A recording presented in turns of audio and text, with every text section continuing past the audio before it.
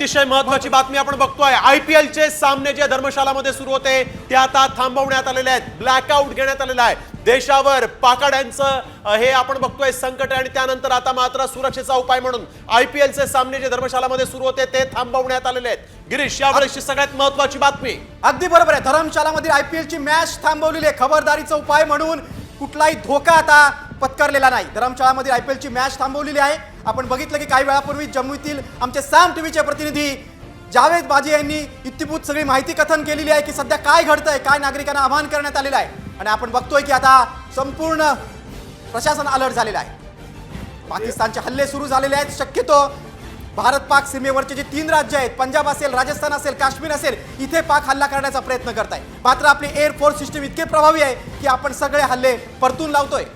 महत्वाची बातमी, धर्मशाळामध्ये जी IPL ची मॅच सुरू होती ती यावेळेस थांबवण्यात आलेली आहे। अर्थातच खेळापेक्षा देश महत्वाचा आणि देशापेक्षा देशामध्ये राहणारे जे नागरिक आहेत ते अतिशय महत्वाचे आहेत। त्यांच्या जीवाला कुठेही धोका होऊ नये, शत्रू राष्ट्र जे ते यावेळेस घाबरलेलं आहे, तंत्रलेलेला आहे आणि त्यामुळे ते काही करू शकतात आणि याचमुळे नागरिकांचा जीव महत्वाचा आणि त्यासाठी म्हणून आता धर्मशाळामध्ये जी IPL ची सामने सुरू होते, जी मॅच सुरू होती ती यावेळेस थांबवण्यात आलेली आहे। यावेळेस एक सगळ्यात मोठी महत्वाची बातमी आपण बघतोय।